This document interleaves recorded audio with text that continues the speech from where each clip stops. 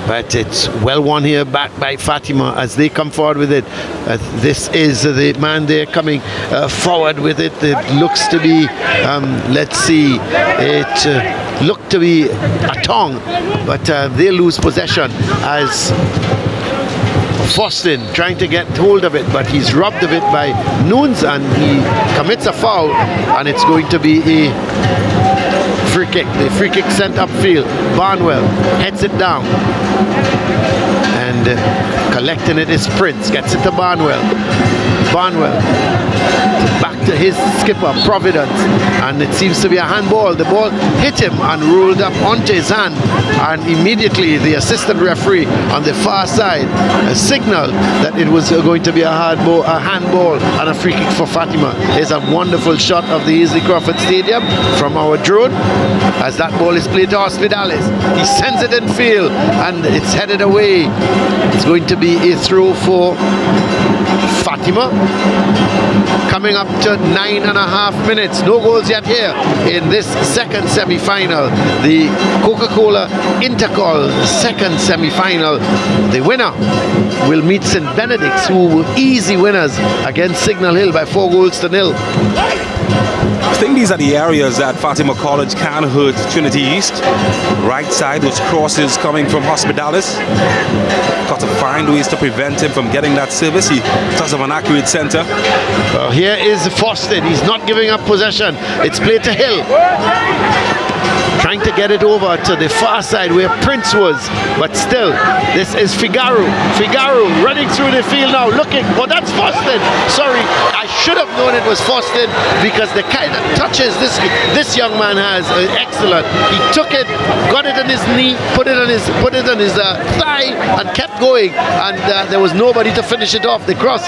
Look at the skill here, James. Yeah, he's like a bully, the Incredible Hulk, fighting in a schoolboy's fight, just doing what he wants, bullying his way in. And well, he looked up and he sent an invitation. Fortunately, nobody accepted in a yellow jersey, but that's what he does really well. Look at him, just makes it look so easy. James Foston, and he just feels that he needs a supporting cast. Yep. I think the Prince normally is coming in at that far post, but he was nowhere to be found. But here he shaves. Digans, and Whiteman plays it out. So it's going to be a throw for Fatima. It's been an entertaining 10 minutes so far, James. Certainly has, and well, tell you who's provided the most entertainment so far. Here's Williams, but it's won back by Prince. This is Figaro, and away goes Foston. Away goes Foston. Can they catch him? Well, Jaden Williams has slowed his progress, and he sends it in field, and there's a rank push on Atong, and it's a free kick taken. Well, the free kick hits the defender, and this could be a chance. Or I don't know why Prince didn't shoot, but the free kick was taken, James. It hit Atong and went towards Prince, and why didn't Prince shoot? We may need to just have a look at that again, because certainly the free kick, look at the free kick, it hits Atong, James. Yeah, what I'd love to see is the other players get up to speed.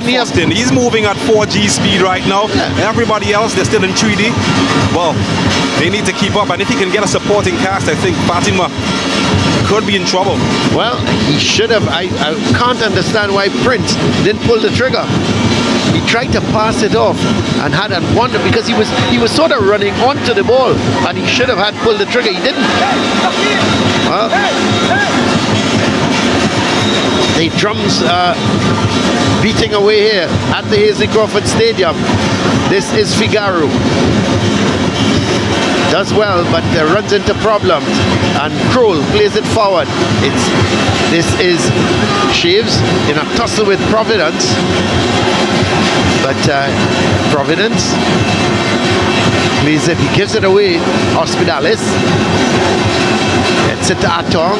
Hospitalis going up that right side, as we've seen so many times this season, and it's brought down, and it's going to be a free kick for Fatima.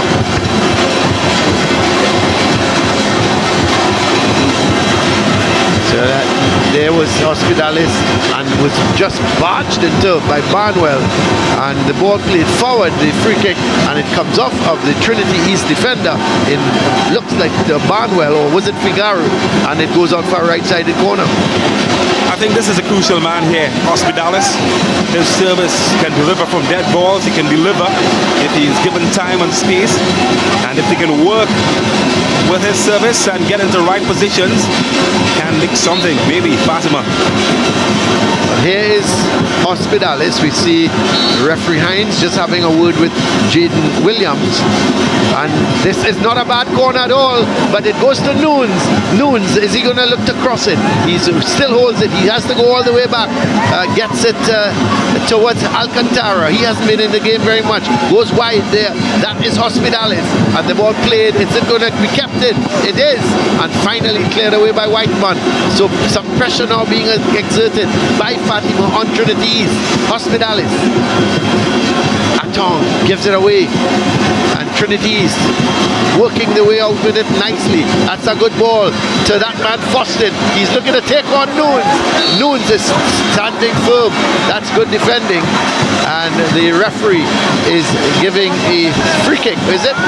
Yes, a free kick, as Foston was just pushing on Nunes. Let's have a look, James. Yeah, that's very good defending. The defender doing everything right, getting your body between the man and the ball, and well, not even the quality of Foston can get around him. That's excellent.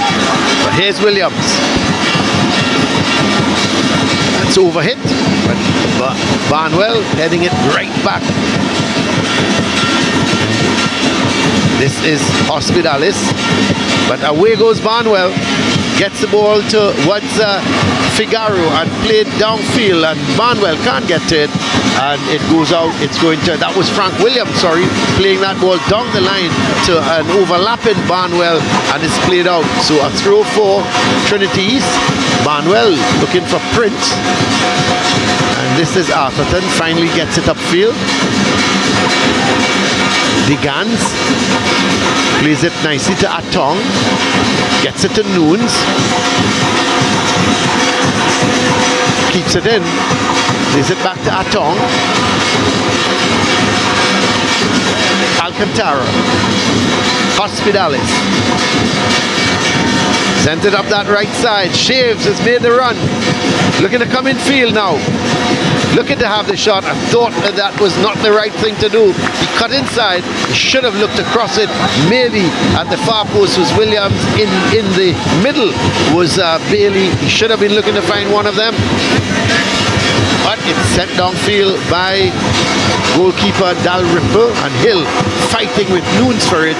And let's see, it's going to be a throw for Fatima. Well, I love the tempo at which the match has been played with so far. They've given a free kick for Nunes. Yeah, it's been a real good tempo. Just about 16 minutes gone. Still, it's no goals. Both teams really trying to impose themselves. Both teams like to hold on to possession, make things happen. Oh, they're going to battle for that. Well, Alcantara gives it away. Hill playing it down there, looking for Foston. The keeper is coming, and that's a sliding tackle there. And let's see, he's given a free kick.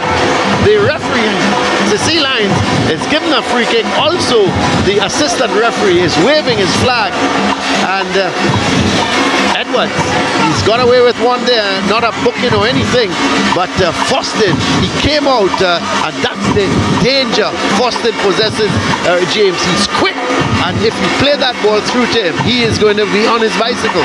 But it's a lucky boy to be on the field, Tristan Edwards. Foston got there first. Well, I wouldn't have said a red card, but certainly he's got lucky he didn't get a yellow card at least. But here goes Williams, a strong tackle coming in, and the tackle's coming in all which way now.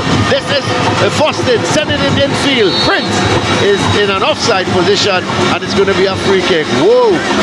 This game is heating up, James Saunders. This is like fire on ice. World War IV, you may. Here we go. Just the type of intensity that you want in a final. But guess what? This is a semi-final. But they're up for it. They're in the mood. Both teams. So Trinity College East giving as good as they're getting. Who said this is going to be a cakewalk for Fatima College? I didn't, James, just letting you know. Certainly not me. I said this Trinity College East is a good unit. They're plucky, they defend well, and in Foston, Hill and Prince, they've got good guys going forward. So it is going to be a throw for Fatima. And you can see Baba Charles asking them to up the intensity. I think he's not happy with how they're playing at the moment. He wants them to up their intensity and get at Trinity. But here's Noon to Alcantara, plays it to Shiv. This is a better play from Fatima, except Shiv's hitting that ball ahead of Williams, and it goes out. They've also got the problem, James, with this, the condition of the field. The ball is running, so the passing has to be very accurate. As we saw there with Shives, once you play it ahead of the player, it's going to run away. Yeah, slick conditions, a little bit of rain. Weight of the ball has to be spot on and run away really quickly. Well, it's going to be a throw for Trinity College East. There is Hudson Baba Charles. I don't think he's happy about something. I'm not sure what he's not happy about. It could be the intensity that the team is playing with, or the ball boy is not getting in position to throw the ball early. I don't know, but he's not happy. Whatever is wrong, he's an unhappy man at the moment, and that's a strong challenge again coming in. And let's see, the referee has indicated it's going to be a free kick. And she's having a word with the Gans for that challenge, and she's saying to him, okay, let's just cut out that type of challenges and let's keep it fair. And so it's going to be a free kick for Trinity College East. Whiteman is going to take it. Well, he bangs it forward and looking to catch is Edwards. He's too much of a good keeper, Edwards, to be caught out like that. And if Whiteman was trying to get it over him, you know, you're going to take much more to beat Edwards. But here is Hospitalis. And gets the ball over to Noons. Chipping it forward. Not a bad ball at all, looking for Shaves, but he's not going to get there. And it's going to be a throw for Fatima. Noons plays it towards Atong. Williams. Noons going up that left side. Can he get the cross in? He certainly can. That's not a bad effort. But it goes all the way to be picked up here by Bailey. He's playing it back to Hospitalis. Hospitalis infield, but they lose possession. This is Prince. Holds up the play. Chips it across the field, but Noons is going to get there. But let's see, the referee is saying that his right foot was too high, and she's called a foul on Noons. So it's going to be a free kick for Trinity College East. What a game we're witnessing so far. Certainly not one-sided by any means. Both teams having their go. Boston looking to play it to Hill and trying to get it a 1-2. It struck Noons and Fatima College come away with it. This is Degan. Bailey is going to try and run at Barnwell. Well, he's got two to contend with now, Prince and Barnwell. So he goes back to Hospitalis. This is Arthurton. Alcantara. Gets it to the Gans. This is Alcantara. He loses out. And here comes Prince. And that's a good challenge coming in from Alcantara. It's Jaden Williams hitting it upfield. But it's won by Providence. Hill can't get it, and again you see that James, once that ball is played ahead of the player, it's going to run away on these slick conditions, and Hill had no chance there to get that. But here is a throw for Fatima. We see a substitution. Well, Fatima has made a substitution. The number 9 has come on, and it appears the number 12, Williams, is off, and making his way on is Joshua Mason. So very interesting. I'm wondering if that is some sort of injury, but we'll have to wait and see as Fatima goes up that right side and Dalrymple gets there and he clears it out. So I'm wondering if it's some sort of injury, James, because Mason has gone on for Williams. Yeah, most likely. You don't usually see substitutions that early, unless it's injury or tactical. So, take a guess. I'm not sure. But here's a chance for Fatima, and the ball goes to the goalkeeper. They're asking for a penalty. Well, what transpired there? We'll have to see that again. But here is Figaro. Plays it down for Foston. Foston is on the goal. He is quick. He's confronted by Williams. He's looking around. He goes past Williams. That's good defending in the end. Because I thought for one moment he was going past Williams, and Williams played it out.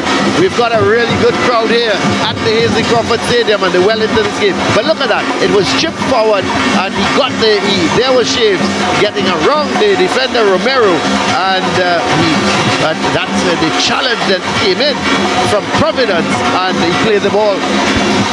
So Fatima has no problem. They can't argue that, because I thought he played the ball. So it's going to be a corner for Trinity East.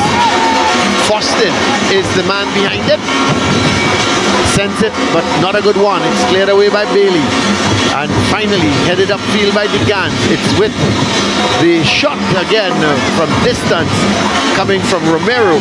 So they've been trying these long distance shots, James. And you know, it's going to take something special to beat Edwards. Yeah, not often you see players scoring from that sort of range. Here's wasn't answered. Yep, well here's Barnwell, but he gives it away. Picked up by Bailey. It's a good ball in field. And here is Shaves, but well defended by Barnwell. Both defenses are holding up well. Yeah, they've stood up well. That's why the game is goalless so far. Hasn't stopped anybody from hopping and popping on both sides of the field. 25, coming up to 25 minutes. It's still Fatima 0, Trinity College East 0. It's with Whiteman. And it gets it to Figaro. But it's won back here by Atong. Atong turns nicely with it. Getting support from Noons. That was Alcantara. Noons going up that left side. And eventually Whiteman comes across, wins it nicely. Plays it, this is, let's see, that man there is Frank Williams. And couldn't keep control, and it's won by Noons. Noons sends the cross in, and it's headed behind for a corner. So it's going to be a left-sided corner for Fatima. Yeah, bad decision from Frank Williams. He beat his man, and he turned back into traffic, lost possession, put his team under pressure, and now they've got the corner to defend. Well, you asked the question earlier, Colin Murray, and he seems to have gotten the answer. He's holding on to that right ankle. Yep, well, he's got to get some treatment. So it's a left-sided corner. It's going to be taken. It looks to be DeGan. He's going to take it with his right foot. Well, it's gone towards the back. I think they're saying to me, James, it's more of a hamstring injury. So here is the ball sent in field. And this could be a shot from... Well, it looked to be Mason, the man who came on as a substitute, had the shot, but it took a deflection. Again, we see Trinity College East not clearing that, and it went to Mason, who had the shot, and it was deflected. And we understand that Williams is suffering from some sort of hamstring injury. Yeah. Rule number 1, though, defending, you don't allow the ball to bounce in the area. Well, made a critical error. That's why we have this corner. Well, this is a good corner, headed away. And Alcantara gets there before Foston. Plays it out to Atherton. Turns nicely with it. And that's a good challenge. Wins the ball fairly. It's played down to Foston. And he harassed by Alcantara. And eventually it goes out of play. It's going to be a throw for Trinity College East. Real action here at the Hazley Crawford Stadium. No goals, but certainly both teams full of industry as that ball is thrown to Foston. He's not been given any room. He turns beautifully with it and sends a good ball over to the far side.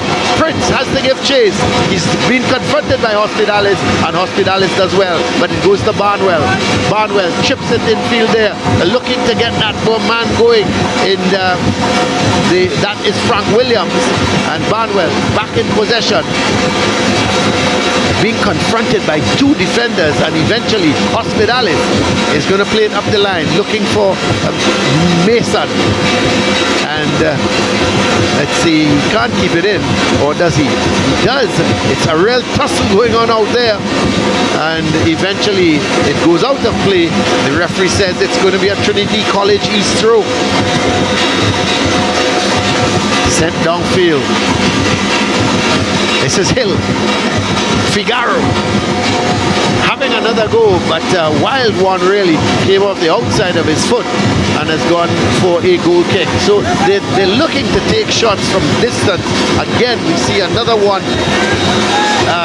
James, but you know, to me, it's got to be something really special. Yeah, that's frustration. Not able to get into the central areas, to get into closer areas, so they're taking the chances from outside. Shows that Fatima doing a good job at compressing space in the middle.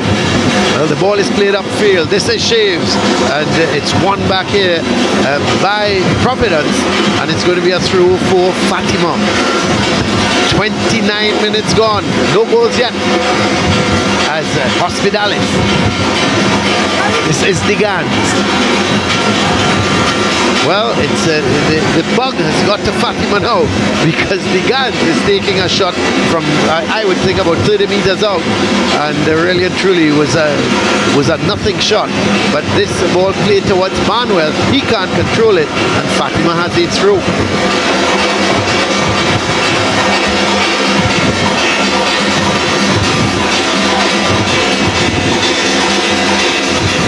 To Alcantara. This is a good ball.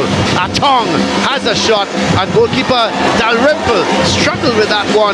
Again, it was hitting the surface and was skidding through to him, and Dalrymple had to get down quickly. Give him credit though, he got his body behind it, James, and was able to make the save. Did really well, Dalrymple. This one has hit along the carpet, bouncing awkwardly. Caught down well, made his body big. Couldn't hold on, pushed it wide, job done. And Fatima, they have a left-sided corner. The Gans has come over to take it. Sends it down to that far post. The heads go up, and Prince couldn't stop it, and it's going to be a right-sided corner now. No doubt that Hospitalis is going to go over to take this. So we've been playing for 30 and a half minutes. It's Fatima College 0, Trinity College East 0. This is the Coca-Cola National Intercol semi-final number 2. This is Hospitalis with the corner. Gets it low this time, it goes right through, and eventually Figaro had to clear it away, and Hill in a real tussle with this is let's see, the man going forward, and is he brought down? No, says the referee. As Trinity College East trying to get possession at the moment. That was Bailey who took a tumble, and the ball goes all the way back there to goalkeeper Edwards. Hasn't really been troubled though, James. He's got a couple shots that all went over the bar. There's one moment where this is a ball up now towards let's see, the man going on there. Is it Bailey? No, it's Mason, the substitute. He's going to play it back to Hospitalis. Sends it in field, and the shot comes from Atong, goes just wide. I think Dalrymple felt it may be going into the corner of the goal. He had to make the save, and what a good save. I told you, James, this young man, Brandon Dalrymple is a pretty good keeper. Well, this was two good things. Good innovation here, and good footwork from Dalrymple. Used his feet well to get to the flight of it. Most could have tossed their body, used his feet, and then dug it out of the top corner.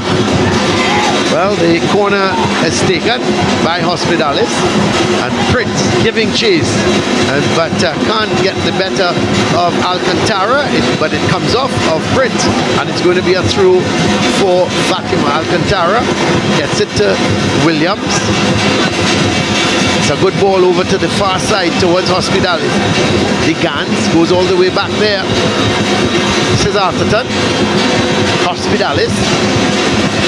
Good run, very good run. But eventually it's won back by Trinity, but they give it right back to Hospitalis.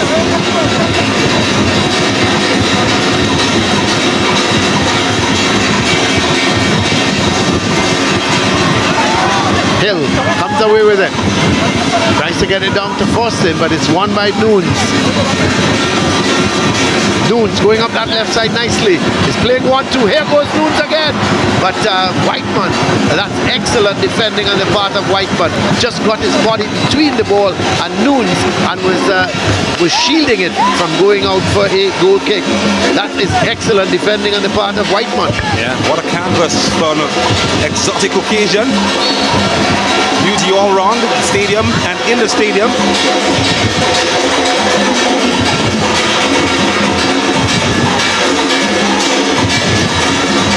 So here is Fatima on the attack again.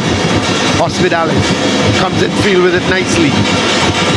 Looking to play a 1-2 with Bailey, and eventually it's sent downfield. Hospitalis wins it again. This is Hospitalis.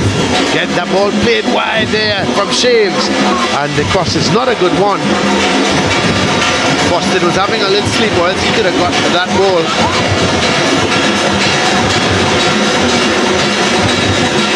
This is a good run from Mason. I think that came off of him, and it's going to be a goal kick. So good end-to-end action, but somehow in the last maybe 10 minutes or so, James, Fatima seemed to have just got the ascendancy. Yeah, beautiful view and beautiful football from Fatima, who just feel have settled more in the last 10-15 minutes, as you said. Tired legs. Trinity East, they've started this game really quickly, and that's the experience factor I was talking about. Fatima just showing that extra bit of experience.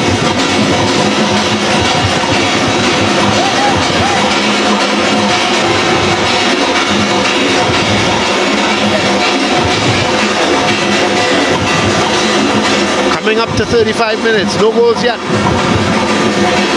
Williams, this is Hospitalis. Bailey. Oh, he does well to go around the man and sends the cross in. And Romero leaves it. And this is Mason. Atong. Mason, and it's well defended again by Romero, and it's another corner. But as I said, Fatima seemingly now is starting they've thrown in another gear, and they're starting to put Trinity East under pressure. They will need to hold on, in my view, James, until halftime. If they can go in at halftime goalless, and the coach will have a word with them, it will certainly help them. But they can't afford to concede a goal between now and when the halftime whistle goes. Here we have a left-sided corner. Degan getting it to Alcantara. Hill loses it, but the shot comes from Alcantara, but straight to the keeper. And as you see, no worries for him. Yeah, that came out of nowhere, did it? Just stuck his boot in there.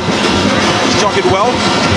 Darryl Wimple was well positioned. But this is Foston. This is danger. Oh.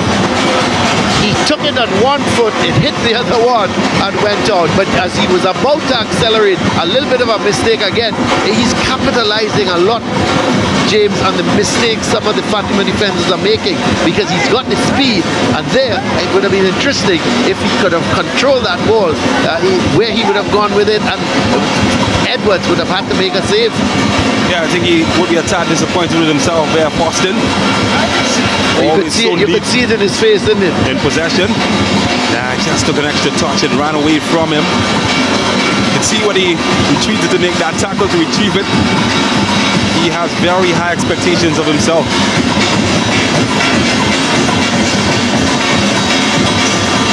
Well, another throw for Trinity East as they go down the right.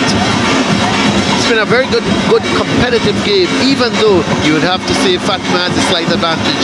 There is some of the crowd, a very good crowd here at the Hazley Crawford Stadium. But it's going to be a free kick for Fatima, bit of pushing.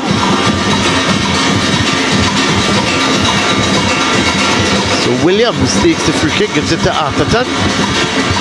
This is Bailey. He's come all the way back.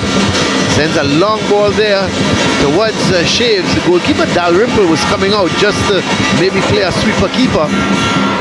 This is Barnwell. This is a good ball to Frank Williams, but he turns into trouble. Eventually, it's sent out to Hill. It's got Fostin wide. He waits too long. He was robbed of it by Mason. And this is Mason, but he can't go forward with it. This is the danger man. Jaheim Fostin looking to play it in field. Wants the return ball and doesn't get it. And you could see him standing up there having a look at Frank Williams and probably saying to him, well, why didn't you play it back? Well, I think he just requires more from Frank Williams. He's full of experience. Williams playing as a number 10 in this team. And prior to that incident, I was about to say that hasn't always looked the part so far in this contest. Offensively, that is. The throw goes to William, to Fostin. He sent it across and couldn't keep it in. And it goes out for a goal kick for Fatima. No goals yet here in the Coca-Cola National Intercol semi-final number 2. St. Benedict's winning the first one against Signal Hill by 4 goals to 0. Holding off the defender, getting his body across him. It's not the first, the second, or third time we've seen him do that. That's right. And it's a strength of his. Yes.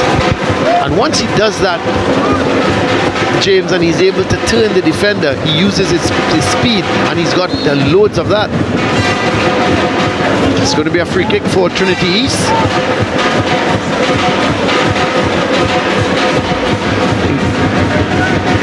It's been a pretty quick game, and both sets of teams will be happy to go into the halftime to catch a breath. Well, I'm not sure if Fatima would be happy with that. I think Coach Hudson Baba was expecting more from his team. Well, you can only expect what's in front of you, and Trinity's been good. That's right. Very right. They've been really good. It's one of the best games I've seen them play. I saw them against Sanwan North. They did play a good game, but today I think they're really they're playing excellent here. But here comes Fatima. Noons looking for Shaves, but making that run, and look at the goalkeeping. Excellent goalkeeping again. Was off his line very quickly as he saw the danger and was able to get there quickly and diverted certainly whatever danger there might have been. But Atherton does well. Barnwell, but he gives it away in a very dangerous position, and a foul committed by, looks to be Figaro committing the foul. No, it was not. In fact, committing the foul there was Kroll, and the free kick has been taken, but it's headed out by Romero. 40 minutes gone. We come approaching minute number 41 in this game. The shot comes and straight to the keeper from Alcantara. Well, it's not the first time he's tried that one. It's not the first time that the goalkeeper has handled it well. His intentions are clear though. Well, Mason does well, pulls it past Romero. Mason is on the go, but Whiteman, he has defended so well for Trinity East. It's not the first time we've seen Whiteman intercept the play. Here, he couldn't let it go out, but he was able to play it out for a throw. That's excellent defending. Yeah, it's all about doing the basics. Get your body between the man and the ball. Did that well. Well, here is Atong getting the return ball from Noons, but it goes all the way over Hospitalis.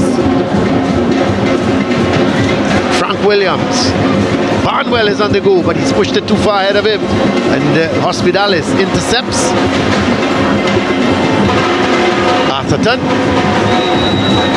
Jaden Williams was being hustled by Fostin, so you could see he had to. Here comes the goalie. He's way out of his goal. It's in the net. Well, he's made the mistake. It seems to be Bailey, is it? Well, he made a terrible error.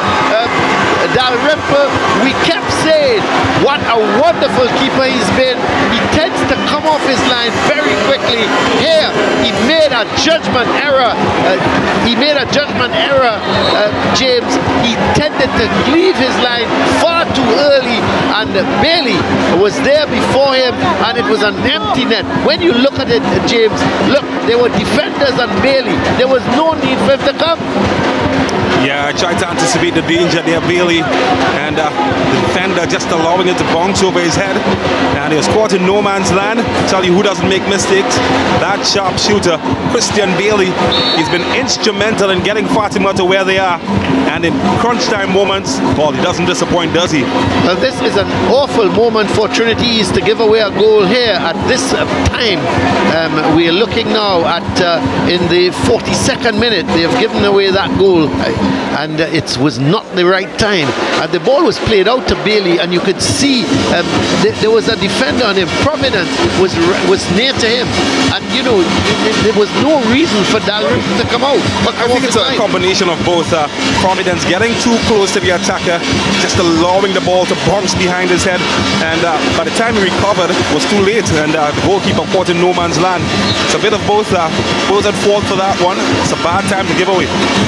Well, here is the ball headed towards, this is Romero, gets it to Fawcett. Fawcett trying to thread it through, but it's won back by Fatima. And here they go again. Their tails are really up now. This is Bailey. Shaves going up that right side. He's being confronted by Providence, and eventually Whiteman coming across yet again. He's given away a corner, but really a good interception.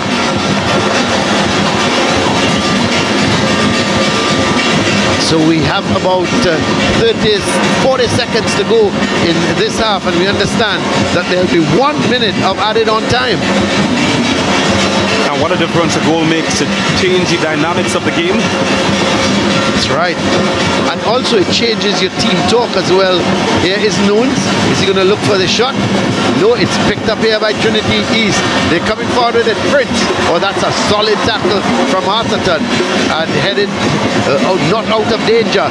This is Mason, but he can't control it, and it's cleared away. Panic stations now, it looks like. But what I was making the point, James, with that goal coming 3 minutes before half-time, it changes the team talk of both camps. I think what it changes the most is the confidence, and I can just tell that the confidence has shifted somewhat. And Fatima, no, that's a chance. The ball came right across and coming in at the far post. It seemed to be the Gans, but he just couldn't get the control of it, James. It was hit firmly by Mason. Did well, got it into a good area. The defender not tracking his man well, and that's exactly what he's just taken the thing about. He's saying, you've got to track your man, and you feel that Fatima feel that they should have been 2 up. Well, here is Fawcett. 2 and 3 players now tackling him. Let's see what's happening here. Oh, the referee has given a free kick against Fawcett. Yeah, she's choosing leniency. Yeah, she's going to have a word with him. And so we have played almost the 1 minute of added on time. We have played it now. Let's see if the referee whistle will go. It could be the very last attack here in the first half for Fatima. Williams is going to put it down to take the free kick. He goes back towards Atherton. And the whistle goes to indicate that we at the half, and what a first half we've had. There goes Brandon Dalrymple. You have to feel for him, James. He made the error. He shouldn't have come out at the time. The Providence was sort of beaten by Bailey, but you have to think that he should have held his ground. He came out. He was beaten to the ball by Bailey, and Bailey had the simple task of putting it into an empty net. Yeah, it's a match that ebbed and flowed, and Fatima, for that last spell of pressure, totally deserved the goal. They could have been 2 goals up. Trinity East, though, they're far from out of it. They've got to get back their confidence, and I'm sure that halftime talk is going to be very intense. Can't predict the future, but what I can predict is that an exciting 45 minutes awaits us in this second semi-final. No doubt, and there are the drummers, and they're having a wonderful time here. So So it's halftime here, and in this, the Coca-Cola Intercol semi-final number 2, Fatima College, they lead by that goal from Christian Bailey by 1-0. Let's go down to Siobhan and see who she has with her. Thank you so much, Colin. We are pitch side here at the Hazley Crawford Stadium. It is half time for the Coca-Cola Intercol National Semi-Final. Our semi-final number 2 for today, Fatima College versus Trinity College East. Fatima ahead with a score of 1-0. So, joining me pitch side is assistant coach of Trinity College, Keith Van Loo. So, coach, you guys are down by 1, but what is your assessment of the first half? Probably if we had put away 2 out of our 4 chances, scoreline would have been different. So as you know, it's knockout football. This match determines whether you guys qualify for the finals next week. What adjustments are you guys going to go into the next 45 minutes with? I don't see much adjustments being made. Conversion of our chances, because we are creating. Probably tighten up a little more at the back, and we should be okay. Coach Van Loo, thank you so much, Coach. Thank you. All the best in second half. Coming up now, we have assistant coach of Fatima College, Mr. Russell Sutton. So, coach, you guys are ahead by 1. What are your thoughts on your team's performance for the first half? Well, first of all, I think we settled down early in the game and started to play some real attractive football. Trinity is a very organized side, so you have to have patience against this side. If we continue to play like we're playing, I know we'll be in the final come Wednesday. So what is the conversation amongst the boys going to be before they head into second half? Well, basically continue doing what we're doing, Keep the ball, because if we have the ball, they can't score. So the longer we keep the ball, it's better for us going forward. All right, Coach. And take our opportunities, and the rest will be history. That's right. Thank you so much, Coach Sutton. Most welcome. All the best in the second half. Right now, we're going to send it over to Colin and James for the match's highlights. Thank you very much, Siobhan, as we have a look at the first half highlights. James? Yeah, and Poston starting things off early, trying his luck from distance. That really set the tempo of the match. And you're going to see a lot of Poston in the highlights because he was here, there, and everywhere. That time, nobody home at the back door. Fatima College would eventually claw their way back. And some shots speculated from distance. Couldn't get it past Dalrymple in goal. But this was always a seesaw contest, sometimes resorting to some long-range efforts. Goalkeeper Dalrymple, a busy man, getting low to deny Fatima College. Hospitalis also threatened, but Dalrymple was Superman time and time again. And then this distance, well positioned from the goalkeeper. In the closing spells of the match, it was Fatima College that started to settle as they applied pressure on Trinity East. And then this moment happened. Goalkeeper caught off his line. Christian Bailey finding the target expertly. Nothing the goalkeeper could do, caught in no man's land. And Fatima College were 1-0 ahead. And he could have had another searching ball at the far post, but just couldn't get there. The Gans rather at the far post. And the score remains 1-0 in favor of Fatima College. Well, let's have a look at the stats. 9 shots from Fatima, just 3 from Trinity College East. 6 on target from Fatima, none yet from Trinity College East. 7 fouls to 5. No yellow cards, no red cards. The offsides, just 1 for Trinity College East. 7 corners to 1. And 5 saves from Trinity College East, Brendan Dalrymple. And you look at the possession, 57 to 43. So you got to look at the match stats and say, well, Fatima just ahead. They deserve to be ahead by 1-0. So this is the halftime score at 1-0. Let's go back down to Siobhan. Gentlemen, well, those were your highlights for today's match. Here is how your school can contribute to the Coca-Cola's Sustainable Happiness campaign.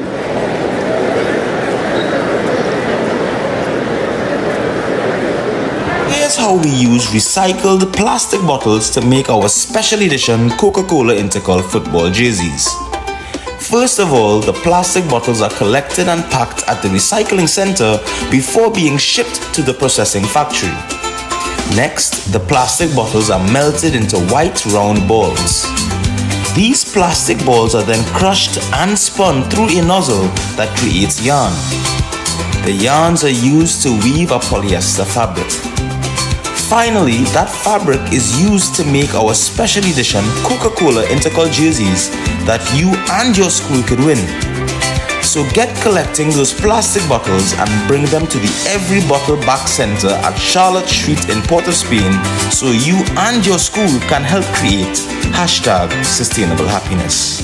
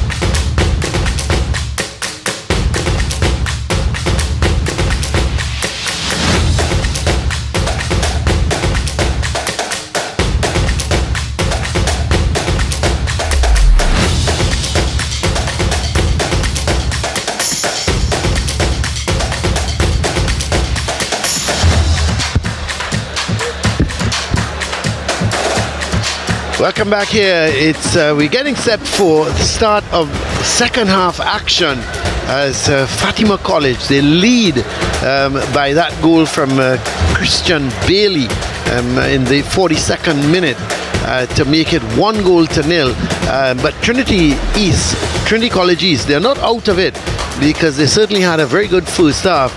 Didn't get a shot on target, but when you look at the possession stats, they were very close to Fatima, and Fatima really came into their own into maybe I would say the last 10-15 minutes of the first half. They started to put real pressure on Trinity East, and it was no surprise when they really scored. However, the goal they scored, really you have to say that maybe young Brandon Dalrymple in goal was a bit at fault at it. He's such a fine keeper.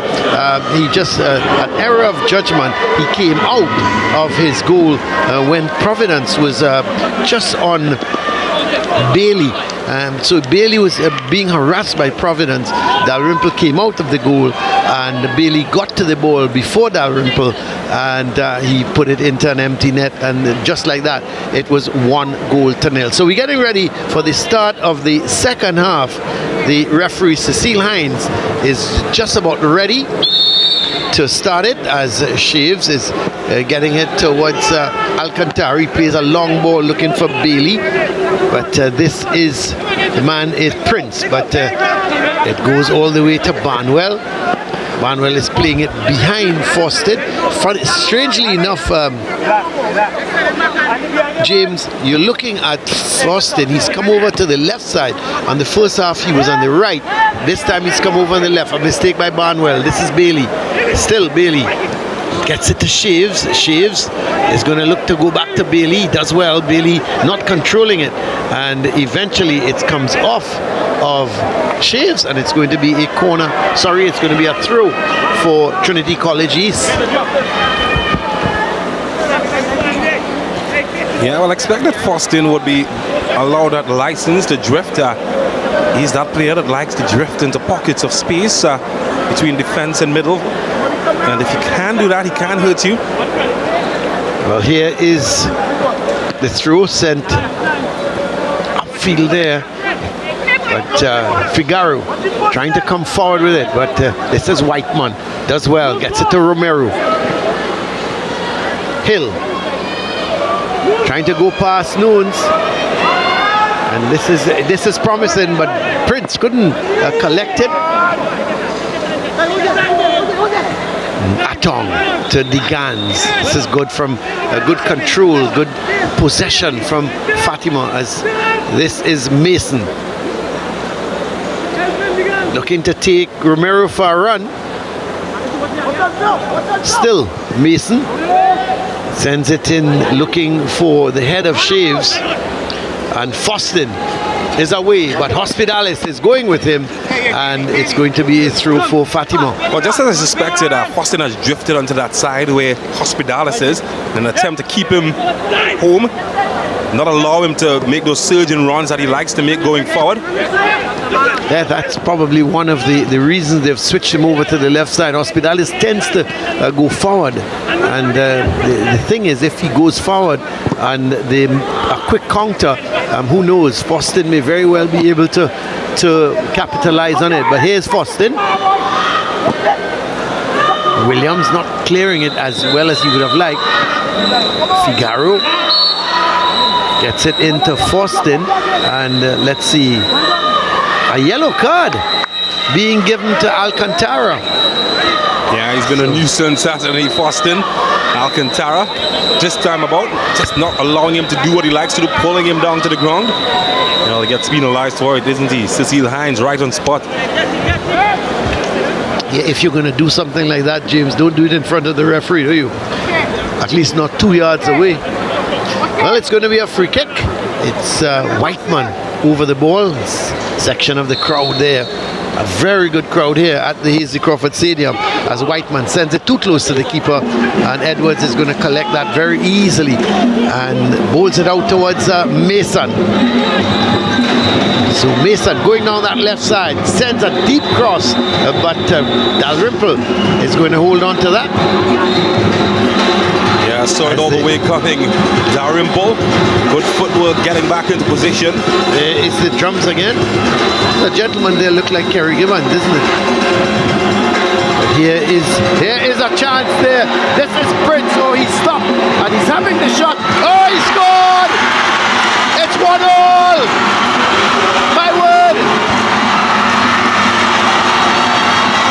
Khalid Prince, you saw the danger. The Fatima defense was spread open and it was played by Frank Williams. He pushed it through to Prince.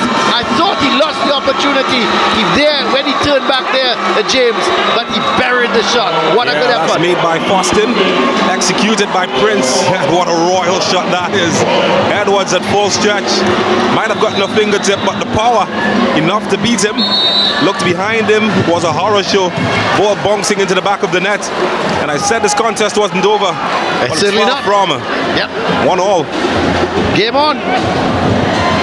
So in the 49th minute, Prince has made it 1-1 as this is Atherton took a chance there, got around Foston. This is Hospitalis. Bailey looking for Shaves. Romero is there. Oh, that's a good take from Figaro. Thinking that Foston might have been making that run, but even if Foston was alerted, it was far too much ahead of him. So this is Edwards looking for Bailey. Shaves. This is a good run, and it's played out by Barnwell. It's going to be a right-sided corner for Fatima College. Yeah, that's good defending. Saw it all the way. Kept him in front of him. Able to get the toe and nick it away from danger. Well, we've got royalty. Ricardo Pavon, the under-15 coach of Palmeiras FC in Brazil, sitting together with TNT's Anthony Roy. Pavon, of course, will coach the likes of Gabriel Jesus, who's currently with the Brazilian national team at the moment. He's here for a showcase in Trinidad and Tobago. Also, Adrian Romain, former Jablite youth coach, who would have coached Jaheim Foston. Coaching excellence, Anthony Roy, Pavon. We'll be leaving these shows tomorrow night. Colin Murray, the Brazilian coach. Okay, well, here for a college showcase. You see the opportunities these young guys have now, James. It's really a great thing that we can showcase their talents throughout the region, and coaches come here to have a look at them. It's wonderful news for Trinidad schoolboy football. But here is Nunes, and they're going away with it now on that right side. Let's see. The ball played towards Prince. Foston is making the run, and Prince has rolled it back. But here's Foston coming across to put in the tackle is Atherton. Foston slips, still in control. Plays a wonderful ball. Here's Prince again. Oh my word! 2-1. Trinity College East are in front. That man again. What a right foot this young man has.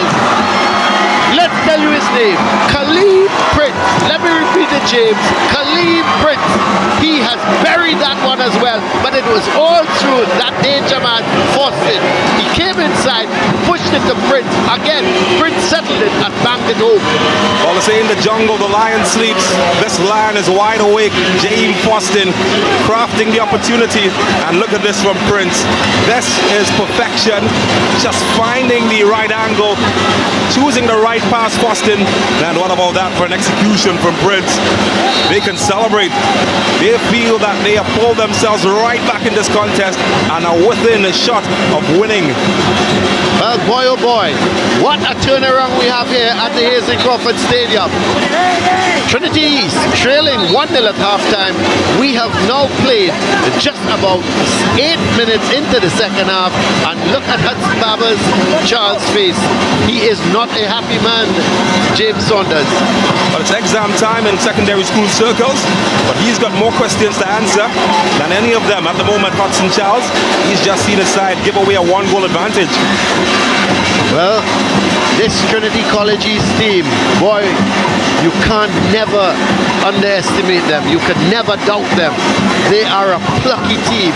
Defensively, they're pretty sound, and in Jaheim Foston, they've got what could I say, a superstar, because he, when it comes to playing for Trinity College East, he runs all day long. He fights the game, and he is a wonderful player. So it's going to be a throw for Trinity College East. What I like as well, James, it's their character. They went in at 1-0 and they've come out with a renewed vigor in this second half. But I think it's worked so far, putting Foston on the left side. Hospitalis, as good as he is going forward, he does leave space behind him, and 2 times that ball has come from that side that he's on from Foston. Prince, that was not Prince, that was Figaro trying to go past Hospitalis. He did go past, but he took the ball outside. Hospitalis playing it in towards Atong. It comes off of Atong and it goes out. It's going to be a through for Trinity College East. So this is Barnwell. Gets it to Prince, the man who scored the brace here, but Atherton doesn't clear it well. It's picked up by Figaro. He turns nicely with it. And they're trying to do a little too much. He should have been looking to lay it off, but it's picked up there by Digans, and this could be problems because Mason going down that left side in the center is Shaves. Bailey is wide. This is Digans trying to play it to Shaves. They get it to Atong. Coming forward is Hospitalis. Bailey in possession. Sends the ball over to the far side. This is Mason. Noon thinking of the shot and trying to get back onto that left foot as his, but it's picked up by this was Shaves. We're giving it now to Hospitalis. Wide is Bailey, but he sends it over to the far side. Mason is in possession, and eventually the ball is cleared away, and all of a sudden Fatima now has started to up the tempo, James, and they're starting to run at this Trinity College East team. Well, if it's any time for Fatima to begin showing their pedigree, it's now, you feel. Approaching the hour mark in this contest, they've been shell-shocked in the second half. They've given up a 1-goal advantage and now find themselves trailing. This is where teams that have the most character can get past this stage. Do they have it in them? Well, the corner is going to be taken by the Gans.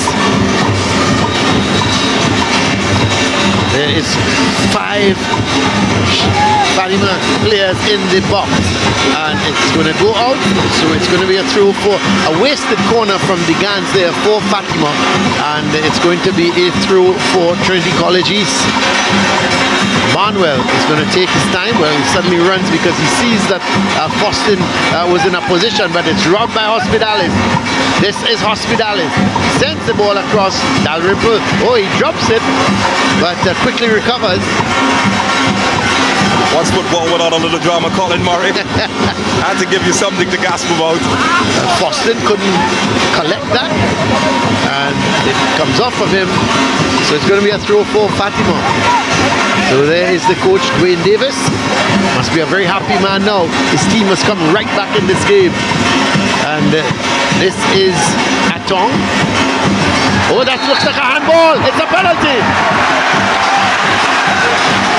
It's unfortunate though, but it's a penalty, there's no doubt.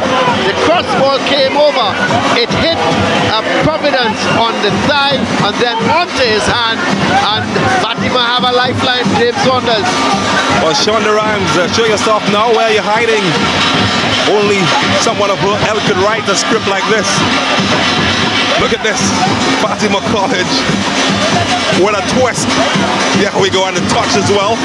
Yeah, definitely a handball. You might argue his hand is close to his side, but when you put your hands in the way and it stops the progress in the goal scoring position, you have moments like this. Well, it appears it's going to be Jaden Williams. It's going to take the corner, or the, well, Trinity College East wish it was a corner, but it's going to be a penalty here, and it appears it's going to be Jaden Williams is going to take the penalty. Yassine Hines taking charge of things. So here goes Jaden Williams against Brandon Dalrymple. This is to level the scores again.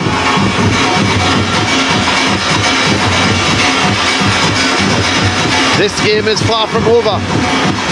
There's Dalrymple. Picture of concentration.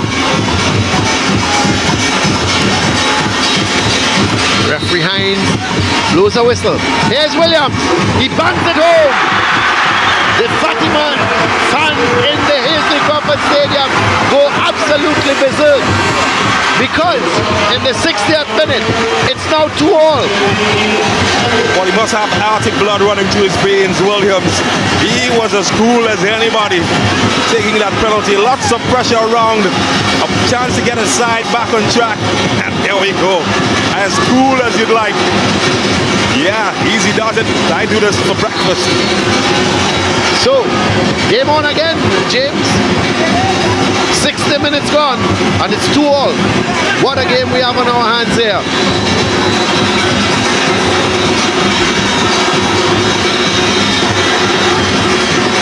Hospitalis. This is Figaro. Foston, Prince couldn't get it back towards Foston, but he's going to get it here, and he's going up that left side. Is he fouled by Hospitalis? No, says the referee. Plays the ball infield. Manuel takes that one and maybe I caught on the chin. But here's Foston. Danger. As per usual, still Foston. And the referee is saying a lunging tackle. He lost control of it as he was moving across. He was looking to get control and take the shot, but he lost control and then was lunging for it, and the referee immediately called for the foul. Yeah, World Cup nothing. Intercol. That's what it's all about right now. Getting all of the excitement, all of the energy. And I'm sure everybody's loving it, wherever you're watching. Well, here goes Fatima again, looking for this third go-ahead goal, but it's cleared away. It's going to be a throw for Fatima.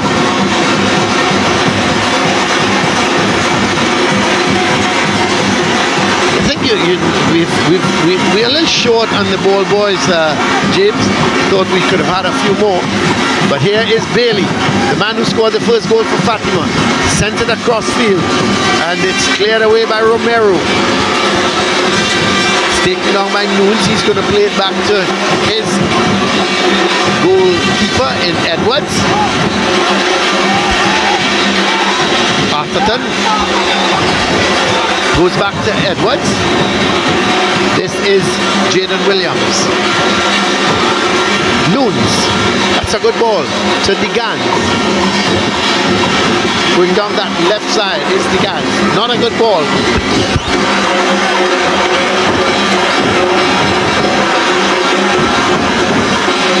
Well, after 1 hour, after 1-0 first half, I don't think anybody predicted this. If you did, well, congratulations to you. You've been telling me a lot of numbers. We've had 3 goals in the first 16 minutes of the second half.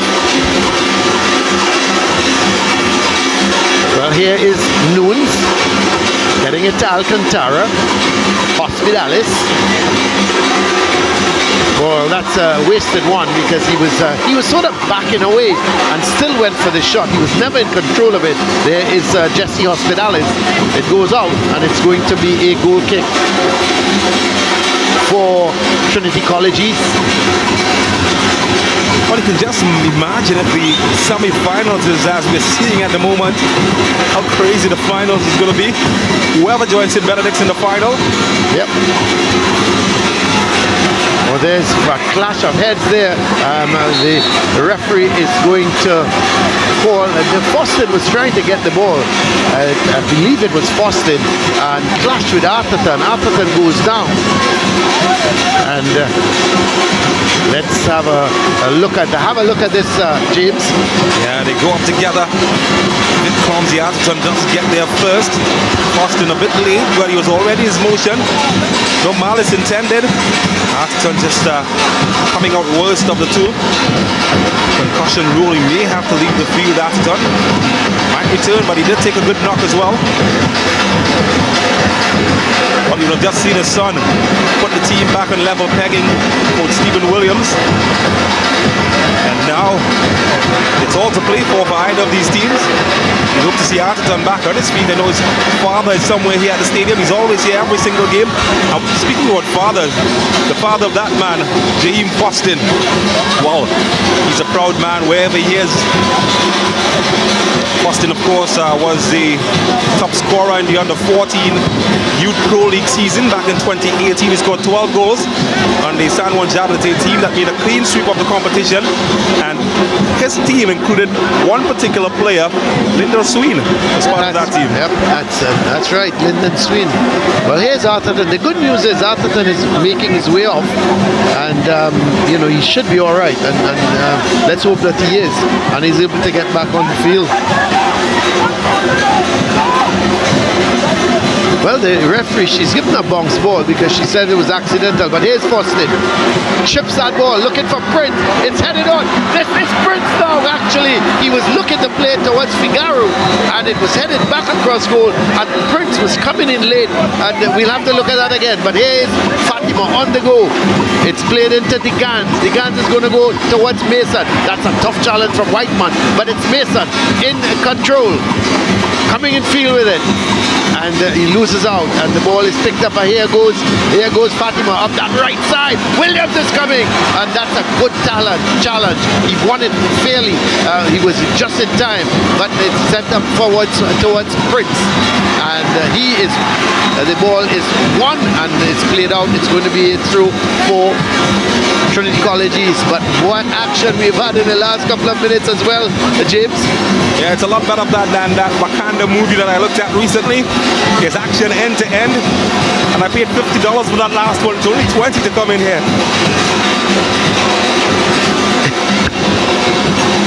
There's a shot coming over the bar, and it's going to be a goal kick. But you know that the chance just now. I don't know if we can maybe get that played back, because it was a good chance for Trinity College East, and Prince was coming in, and I thought the ball was just taken away from him by his own player. But here is a long ball played towards Bailey. Takes it down nicely on his chest. This is Bailey still in control, but it's won back by Providence. Given away. This is Hill. Eventually the Fatima is coming away with it. Is he brought down? Yes. The Gans, it looks like the man brought down, and it's going to be a free kick for Fatima. I think Cecile Hines has done a good job in this match. She's kept it lively despite all of the argy-bargy that we saw going on. Let's have a look at this. Well, that one, you might argue she's right on spot. She saw exactly what happened, and I think she got the decision right in the end. A bit high, but can go 50-50. But what I was about to say, though, she has allowed the game to play. Yeah, that's right. You know, I think that's commendable, and that's why we're seeing the high quality in action that we're seeing at the moment, because there has been momentum for both teams. Well, Nunes is over this free kick. No doubt he's going to go for goal. He's got a good left foot, James. Elijah Nunes. I'll be surprised if he doesn't go for goal. Well, it took a deflection, and it's going to be a right-sided corner for Fatima. Bailey's going across to take it. Struck it well. Deflective though. Got a good hit in, just like those guys. Do they stop at all? Do they stop at any time? Do they take an intermission break? Do they take an intermission break or anything, James? An intermission break. But here's the corner, and the shot comes, it's going to go wide. I was just inquiring if they take an intermission break or anything like that, or if they go so for the entire 45 minutes. Well, I tell you, I don't think they take intermission in those circles. We can ask one of our engineers, Zach. He had a good time last time with the rhythm section.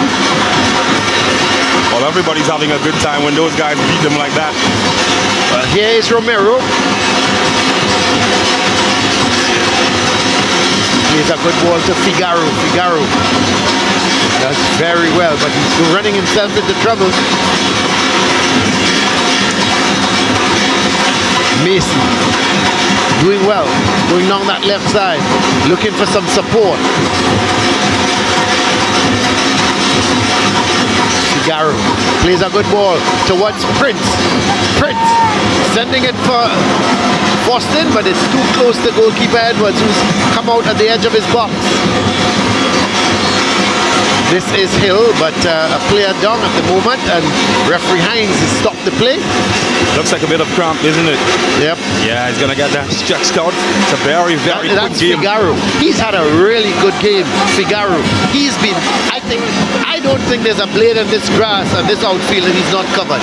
He's been here, there, and everywhere. He's been taking possession. This is one of the best games I've seen Trinity College East play, and I've not seen this guy work as hard as he's done today. Yeah, it's a wide open game. They're forced to do lots of work, and only the fittest will survive this one. Well, we've got just about 20 and a half minutes left in this game. Will it go to penalty kicks, James? Well, I certainly hope not. Somebody has to win. Over the head of Bailey, so it's going to be a throw for Trinity College East. I still feel there's room for a lot of goals in this match. Still a mighty long way to go, and it's a pretty open contest.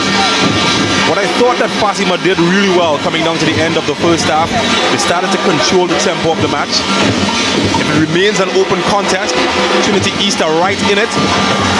Well, that goes to Frank Williams as Jaden Williams is tracking him, and Frank Williams comes in field, but Jaden Williams sends it down, not controlled at all there by Crowell, and this is Shaves, but he can't get that control of that ball. Barnwell, still Barnwell, but the referee is awarding is it a free kick? I think it's a free kick, and we see the Trinity College East bench can't deal with that one, and it goes up, headed away, as the ball is going to be played wide to Bailey.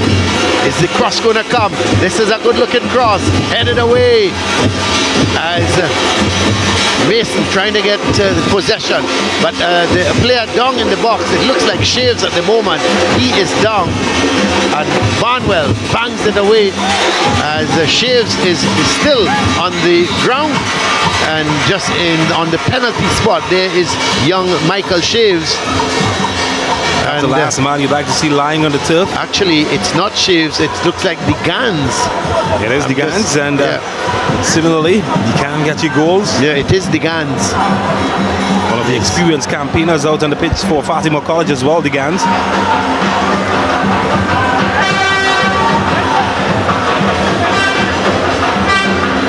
Well, I tell you what, while the boys play, the girls will have their day tomorrow. Pleasantville Secondary will be taking on Miracle Ministries. That is the South Zone Girls Intercol final. It's a quarter-final actually, James. It's a national quarter-final. Yeah, that's a game that I'm looking forward to. Yeah, Miracle Ministries is Central Zone, and Pleasantville obviously from the South Zone. And I think the winner of that gets into a semi-final, and they come up against the Tobago team, which is Signal Hill. So and that will be one semi-final there. So it'll be the Signal Hill will play the winner of that game between Pleasantville and Miracle Ministries.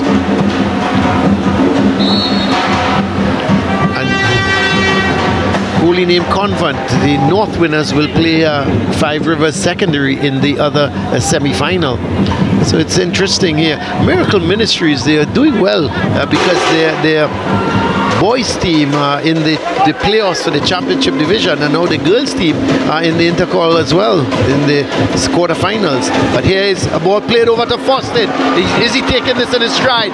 And that was a good tackle in the end coming in from Atherton, because had Foston been away, that could have posed a real danger for Fatima. And let's see, Fatima is looking to make a substitution. No, the Gans is going back onto the field, but it appears that that is going to be a throw for Fatima. So 2-2 here. we have been playing now for coming up to 73 minutes. And as you mentioned that the girls Intercol, I looked at the central zone and there's a penalty save that was made for Miracle Ministries to win. Sadie Antoine, the goalkeeper.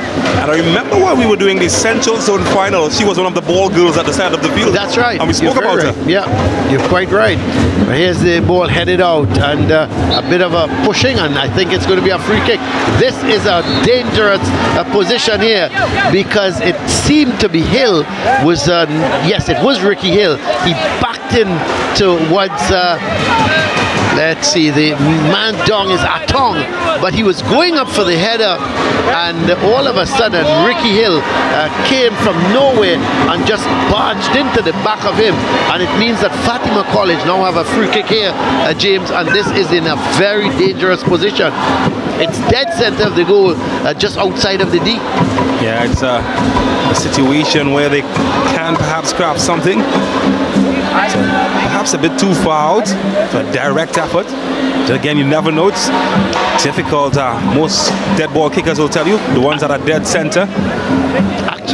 Actually, James, I think it's in a really good area because you're looking at where the guy Atong gets up, and if I was Noons, I would take that ball up a yard or two. And well, he didn't, and Cecile Hines took her marker and just said that you can't take it any further. But while Atong was on the ground, I would have taken it a yard or two. But James, I'm not a cheat. I use my how should I put it? Oh, anyway, we have Noons is going to take this. Noons is going to, I'm sure, he's going to go straight for goal. Here is Noons, bangs it, just goes over the bar. This guy has a left foot there. I tell you, he needs to put that in some sort of wax museum because he's got such a cultured left foot. And James, that didn't go too far. Yeah, when you can kick them like that, there's no bad area on the field, can you? Just drop the laces through it. And wow, just a few inches over. Yep. Dalrymple has hurt himself. Yeah, it seemed to have hit his knee when he fell. Might have been an injury he came into the match with. Well, they wouldn't want him going off the field at all, because if Dalrymple goes off the field and this goes to penalty kicks, you want the experience of a Dalrymple there. Not only that, you've got 15 minutes left in this game, plus whatever added on time there will be. So you don't want Dalrymple off the field. Oh, he's warming up nonetheless, just in case. Can't imagine that it was anything to do with the save that caused the pain, even though he's being stretched out at the moment. He held on to his knee. Might have been an injury he was carrying coming into the match. You see a substitution for Trinity College East. Brown is on for Hill. Yeah, Brown coming in to add some extra spark to the attack. Hill did have a decent contest. He was the one that gave away the fall for the free kick. Yeah, he did. Well, it's been replaced.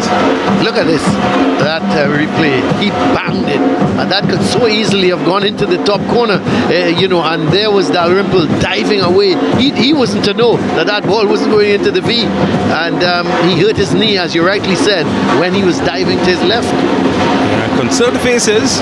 Well, not for them though. There's nothing concerning about what they're doing. How you like the guy?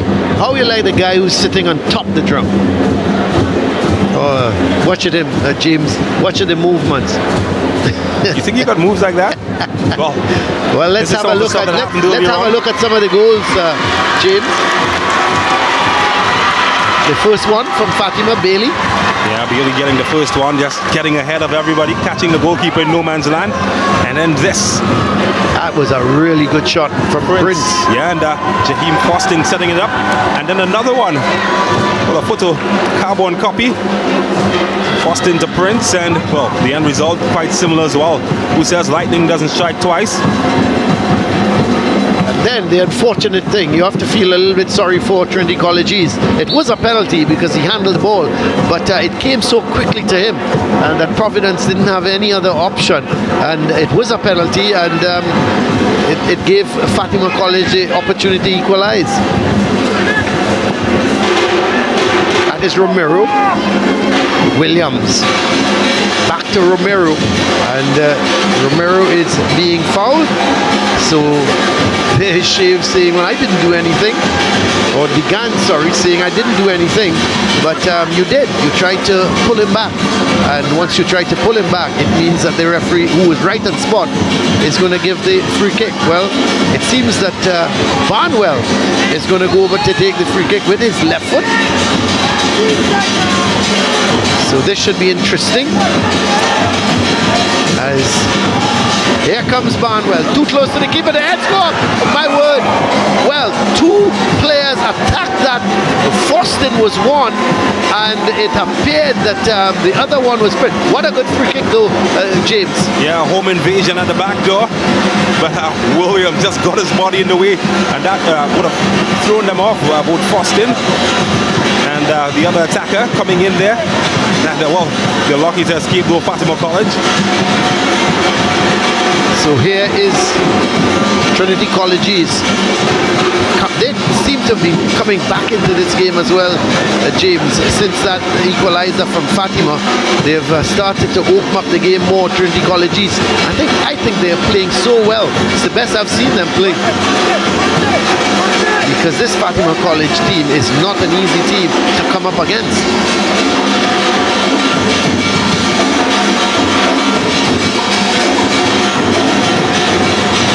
Gans sends it downfield. Bailey giving chase. Barnwell is there, and Barnwell is going to head it out. Well, yes, it's going to be a throw for Fatima. Hospitalis is going to send it all the way back to Atherton. Back to Hospitalis. Bailey. Hospitalis has made the run. Sends the cross in. It's going to be too close to the keeper. Well, it was sort of going to drop in front of him and he had to use his feet. That was a little bit strange. I thought he could have dived forward. Maybe he just misjudged it a little bit, James. Yeah, Children Nottingham is a bit confused there. It's quite unconventional. He came and then he slipped, or he just skid forward trying to use his legs, when he might have been better advised to use his hands. Yep. Well, here's the corner, but referee Hines is going to have a word with a couple of the guys who are doing a little bit of pushing in the 6-yard area. Yeah, Sash Ramu spotting something, Cecile Hines, enforcing discipline. Well, here is the free kick. This is Hospitalis. The corner, sorry. Headed away. And it's going to be a throw for Fatima, as the Gans is just allowing it to go out. And Nunes comes across to take the throw. We have got just about 9 minutes left. Nunes, and added on time, of course. So it's after 81 minutes, it's Fatima 2, Trinity College East 2. What a game we have. This ball played forward.